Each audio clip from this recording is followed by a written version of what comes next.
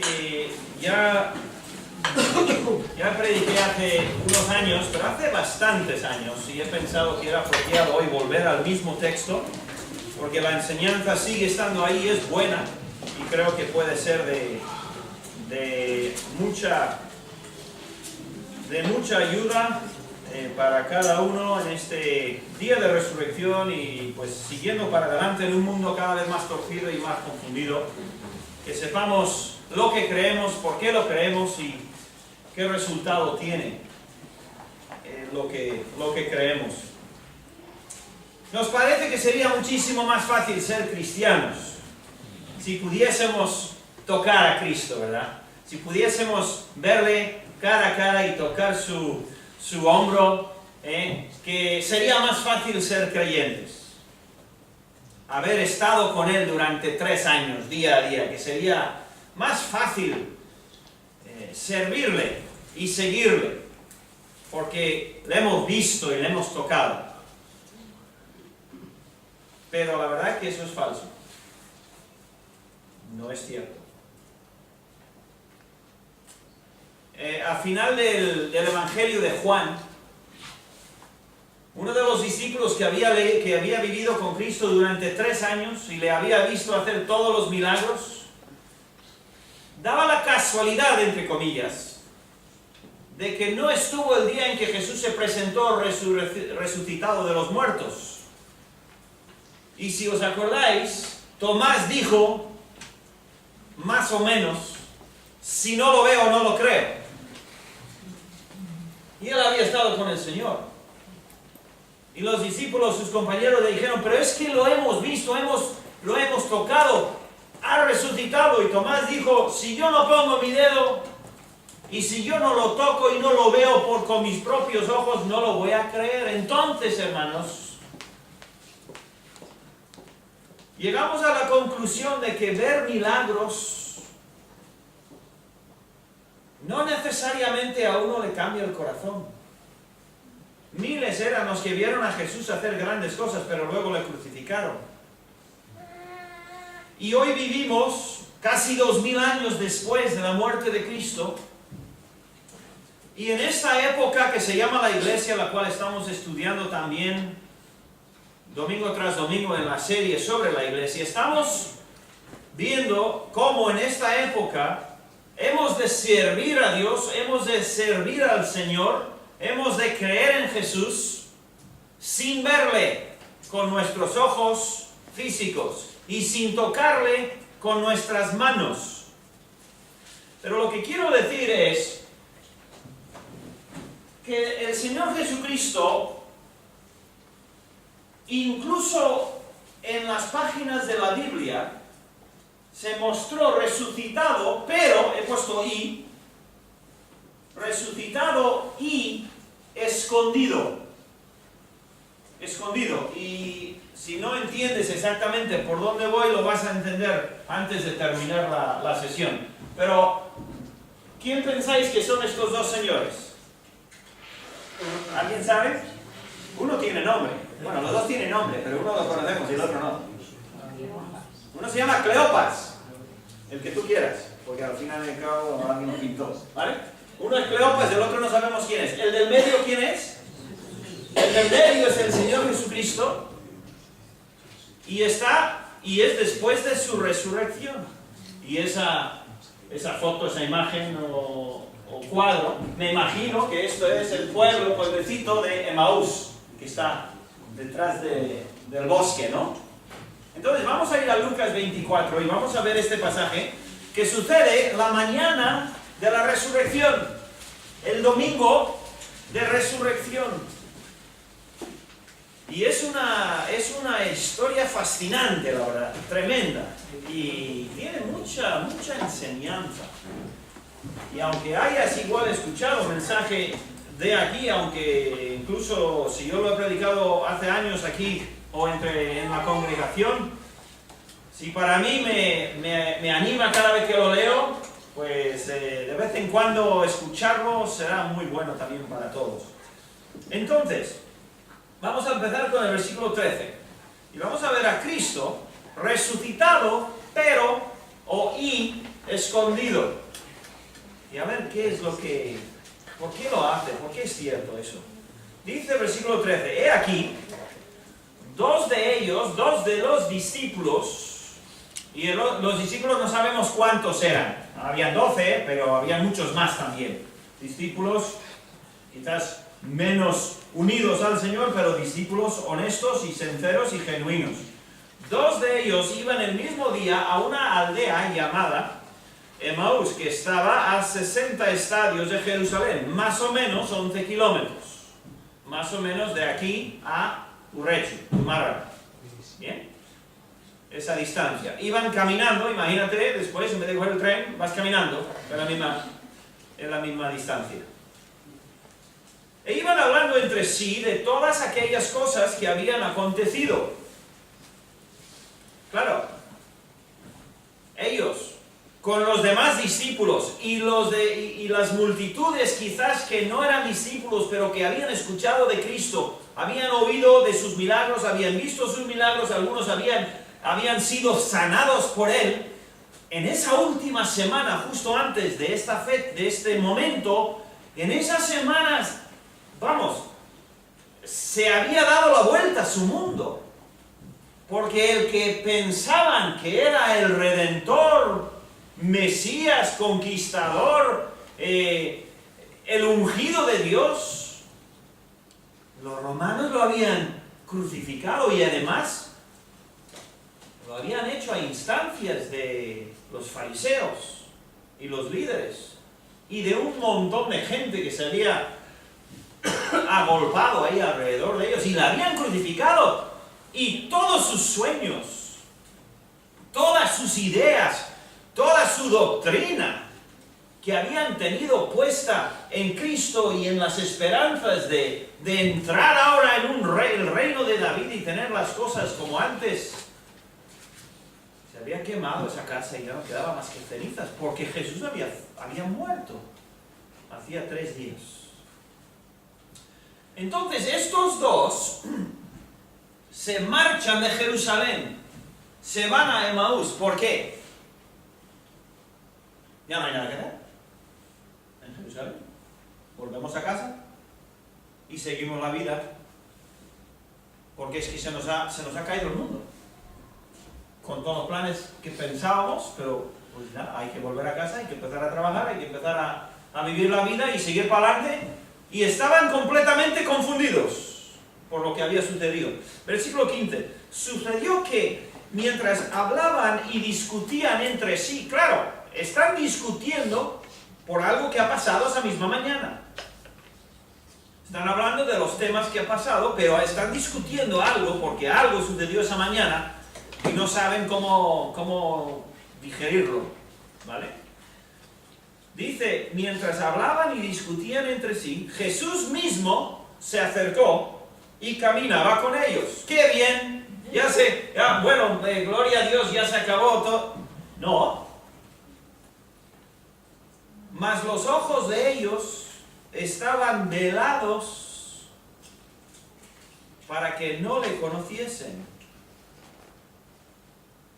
Así que, evidentemente, esta imagen para mí no es muy correcta, porque ahí el Señor Jesús va vestido del Señor Jesús. Y yo creo que si le ven, aparte que no creo que necesariamente fuera así, desde luego no tendría pelo largo, pero él, de alguna manera, su persona era similar a cualquier otro. De alguna manera ellos viéndole no se dieron cuenta de que era el Señor Jesucristo. No sé si cambió la voz, es posible cambiar, yo qué sé. De todas maneras, el milagro no sé dónde estaba, si en los ojos, en los oídos, el Señor, ¿quién? No sé. Pero el Señor no permitió que estos dos supiesen quién era Él. Así que va de incógnito. Va resucitado y escondido, pero escondido en sus ojos, pero presente. ¿Vale? Resucitado, presente y escondido. Escondido solamente en que ellos no le reconocen ¿Por qué haría tal cosa? ¿Por qué Dios haría eso? ¿Por qué el Señor haría eso? Yo creo que el Señor sabe que eso luego se va a incluir. Lucas lo va a escribir y va a servir para cada uno de nosotros. Porque nosotros vivimos la vida, escúchame bien, si conocemos a Cristo, si somos creyentes de verdad, vivimos nuestras vidas con un Cristo resucitado, pero escondido. Porque no le podemos ver ni tocar, pero sí podemos ver lo que hace. Y podemos conocerle en el corazón, a través de su palabra, absolutamente con claridad. Pero de nuestros ojos está vedado, no le podemos ver. Entonces, en el versículo 17, el Señor les habla. Yo no sé con qué voz habla para que no le reconozcan, pero el caso es que lo dice y, como siempre, hace preguntas. El Señor siempre haciendo preguntas. Les dijo, ¿qué pláticas son estas que tenéis entre vosotros mientras camináis? ¿Y por qué estáis tristes? Bueno, es lógico que estén tristes. Están súper confundidos. Pero aquí también hay enseñanza, hermanos. El creyente que vive como si Cristo está muerto, vivirá triste. Se le notará. ¿A que sí? Cuando nos alejamos del Señor, cuando dudamos de Dios, cuando nos dejamos distraer con cosas del mundo, cosas que no merecen la pena, cuando nos alejamos nosotros de la presencia del Señor en cierta manera, nuestra vida se entristece y es normal, y es lógico, y es correcto, y es bueno. No debería yo estar contento cuando estoy alejado del Señor. Cuando no estoy en comunión con Él, no debería estar yo contento. Debería estar mal. ¿Por qué? Porque eso me despierta. A decir, ¿por qué ando yo así? ¿Qué me pasa? Señor, perdóname. Me he descuidado de ti. Me he alejado de ti. Me he dejado distraer. Y les dice, oye, estáis tristes. ¿Por qué? ¿De qué estáis hablando tan? Estaban tan metidos igual en parte todas esas cosas, mezclándose, que no se enteraban ni quién se les había unido. Entonces, en 18, respondiendo uno de ellos que se llamaba Cleofas, le dijo, ¿eres tú el único forastero en Jerusalén que no has sabido las cosas que en ella han acontecido en estos días? Hermanos, ¿por qué nos da su nombre?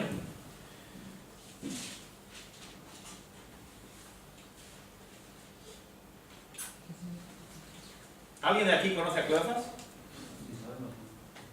No. Pero si tú llegas a recibir el libro de Lucas cuando se escribió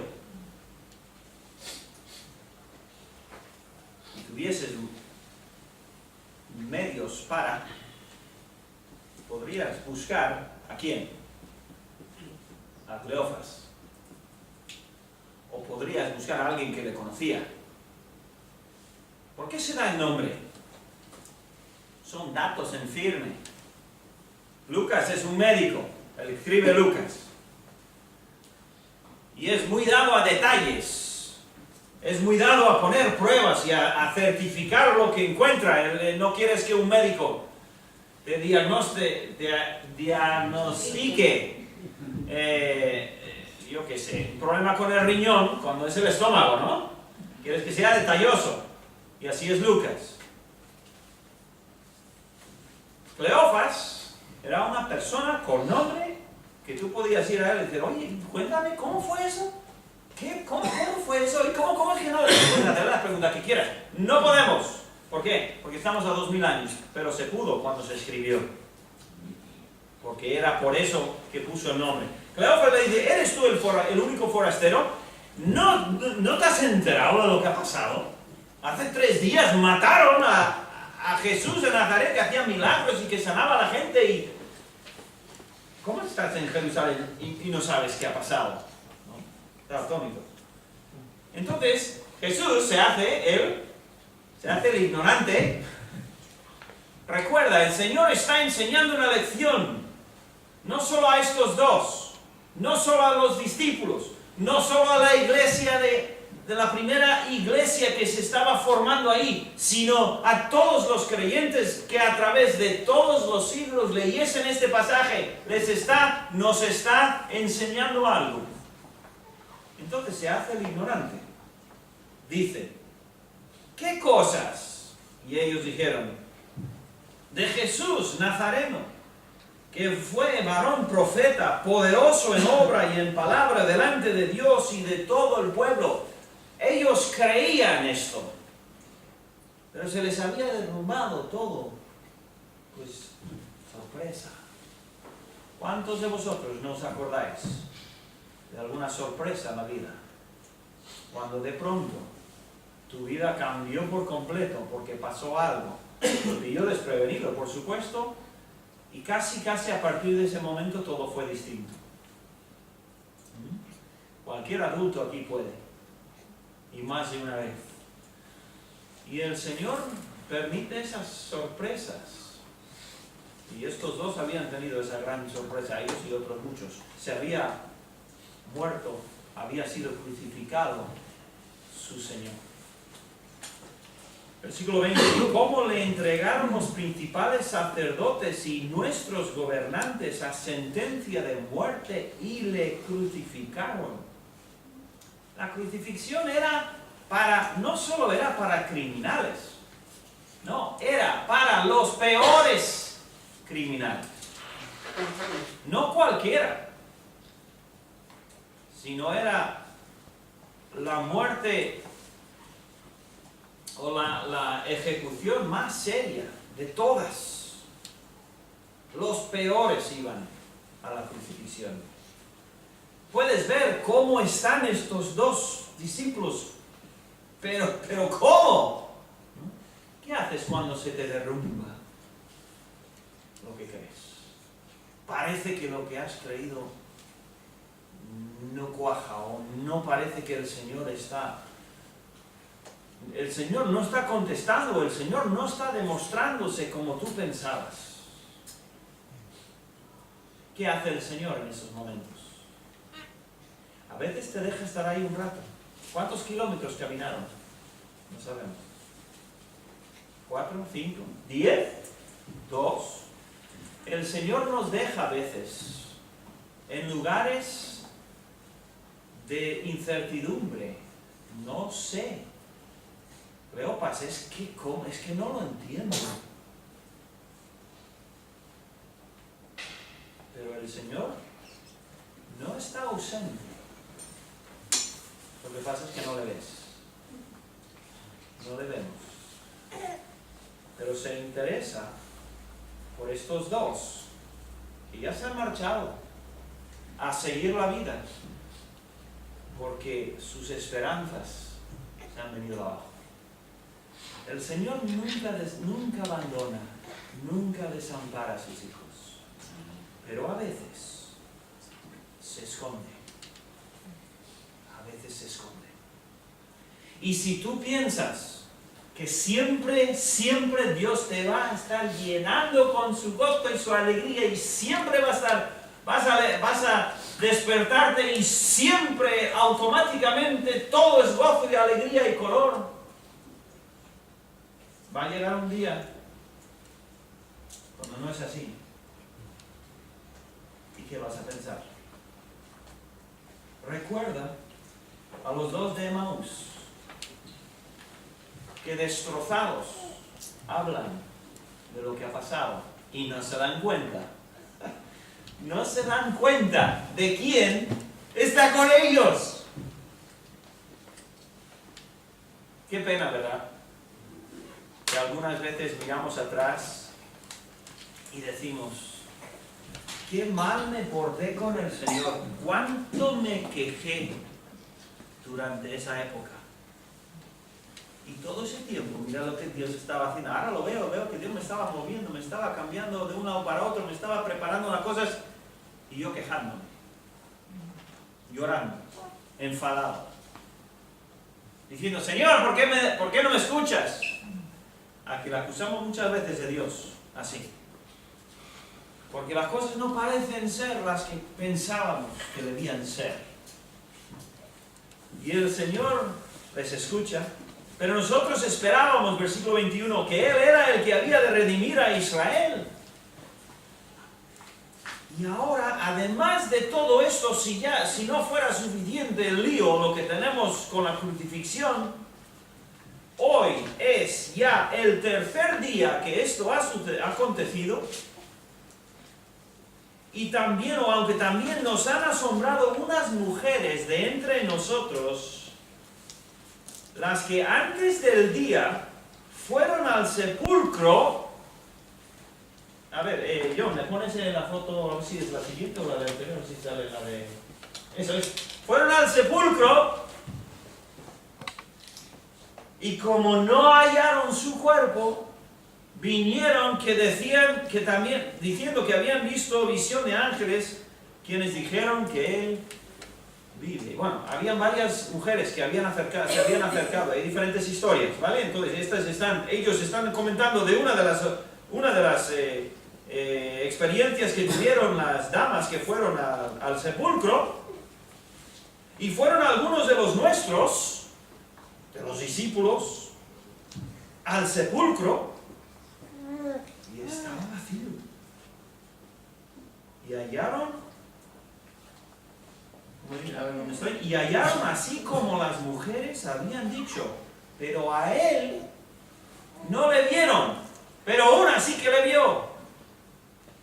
Una de las mujeres sí que le vio, y luego otro también que se llamaba Pedro le vio. Pero ellos de momento le dicen esto al Señor, a ellos, entonces tenemos todo lo que ha sucedido y esta mañana es que no sabemos ya qué pensar. Estamos completamente confundidos.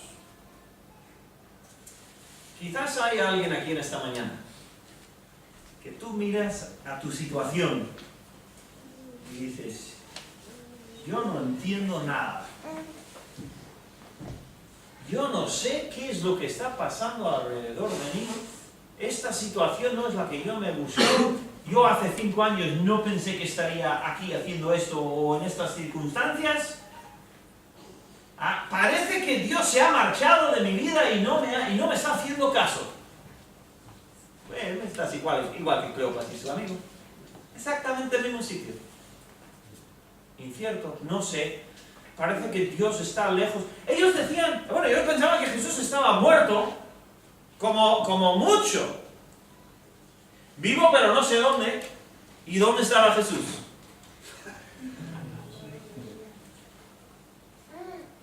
A medio metro. A medio metro.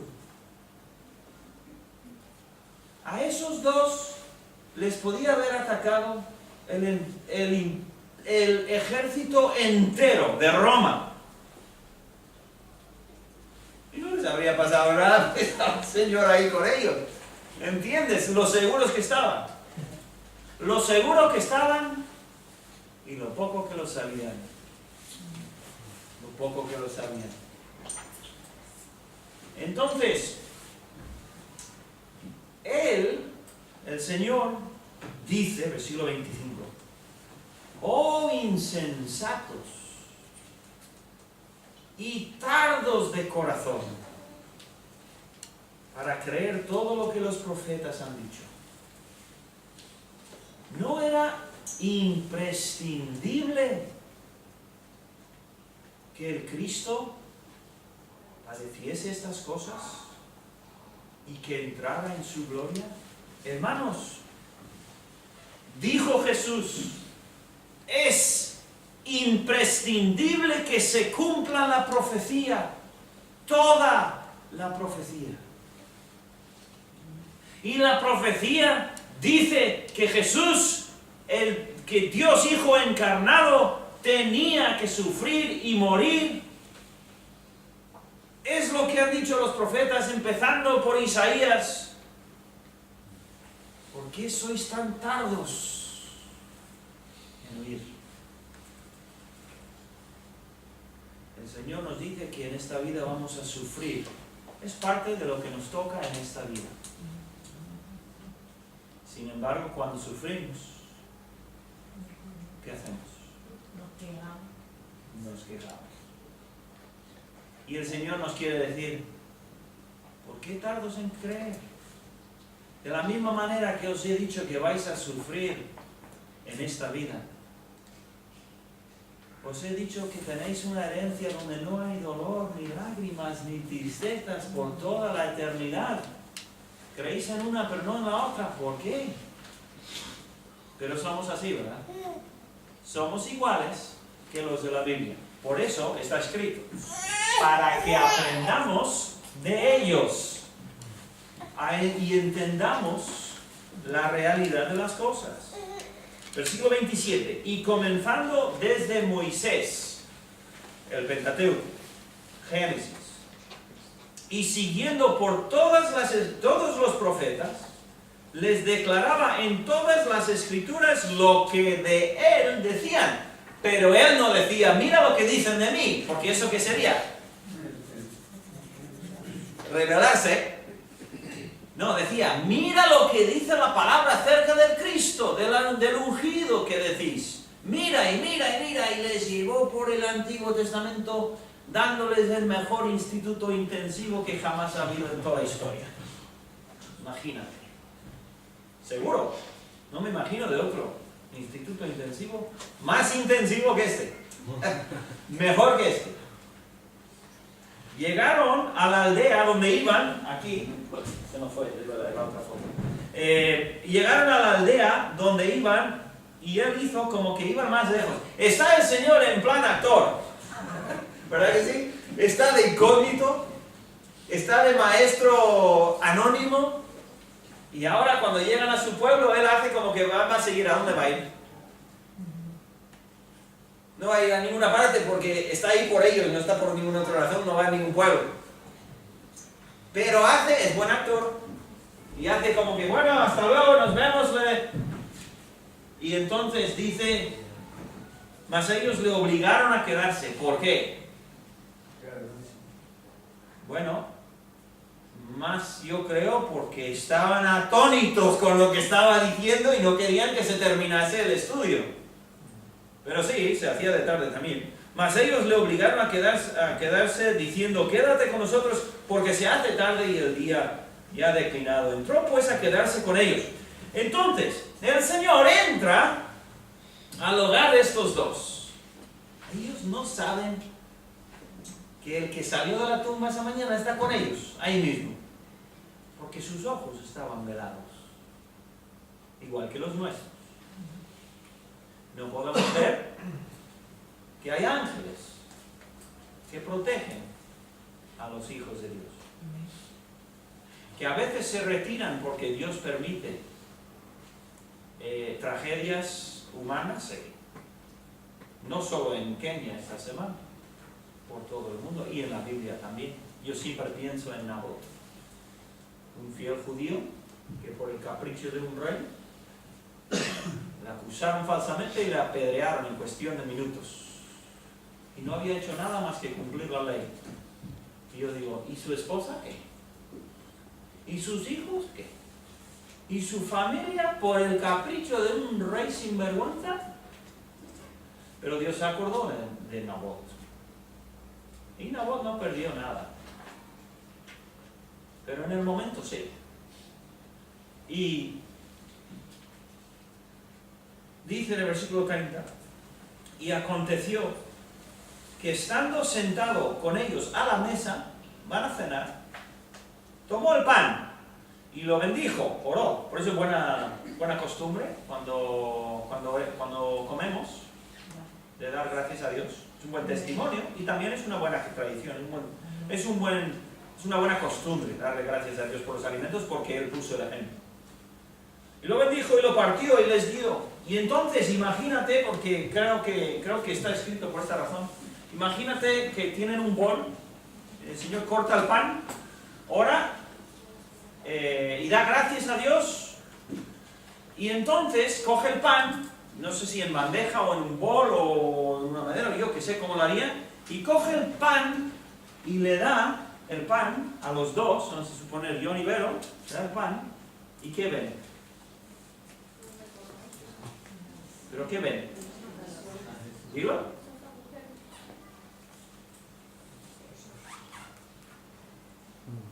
Se supone que de pronto dicen, ¡anda! ¿Y qué dice la Biblia? Ya no estaba. ¡Qué precioso! Y el mundo dice que estas son fábulas, son inventos. Cuando el corazón del creyente lo lee, sabe que es la verdad. Porque el Espíritu de Dios habla al corazón y lo confirma.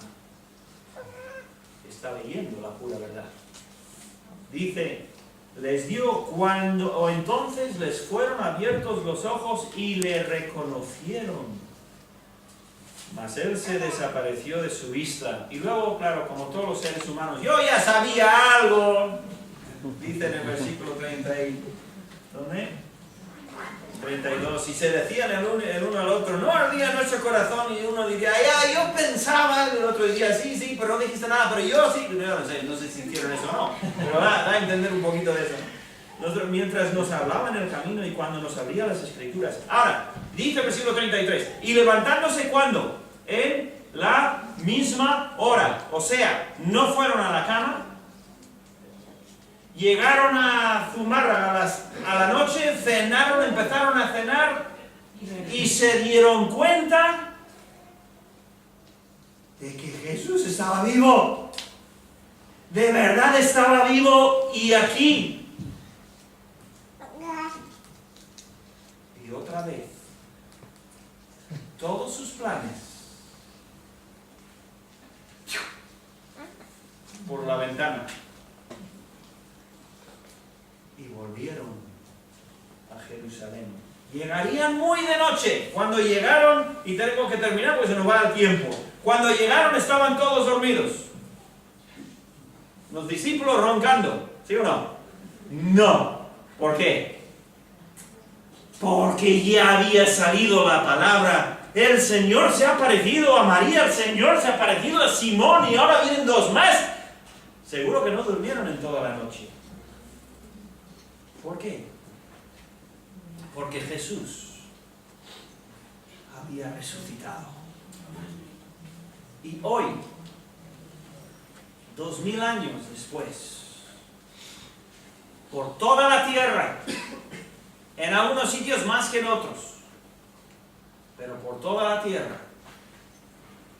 hay hermanos que predicarán con sus vidas, con su voz, con su oración, que Jesús resucitó. Eso es imposible. Imposible si no es verdad. Es imposible. Y entonces cambió para siempre, cambiaron los planes de estos señores, dieron media vuelta y vinieron para atrás. Y entonces termino con estas dos observaciones más claras. Primero, el Señor puede parecer ausente de tu vida, pero si eres creyente, no lo está. Está escondido igual, velado, pero no está ausente. El Señor está con nosotros. Siempre. Y cuando tú piensas que estás en un valle muy profundo, quizá lo tienes más cerca que nunca. Pero no te va a dejar verlo. ¿Por qué? Porque el justo por su fe va a vivir. Y en esta era vivimos por fe. O sea que el Señor nunca está ausente. La mayoría de las veces está escondido. Siempre está presente. Y en segundo lugar, cuando me doy cuenta de verdad que Jesús resucitó, cambiará para siempre mis planes. Si antes me preocupaba de lo que qué carrera voy a tener, o qué o dónde, o quién, o cuándo, eran las grandes preocupaciones de mi vida, cuando Jesús resucitado está en el corazón, todas esas cosas pierden su prioridad. Pueden ser importantes, pero no lo son tanto como antes. Y estos dos discípulos dijeron: olvídate de la cena, volvamos a Jerusalén. Y se volvieron. Y encontraron que no eran los únicos que se habían topado ese día con Jesús resucitado. Qué maravilla, qué precioso. Pues nosotros vivimos día a día con el mismo Señor. No le podemos ver.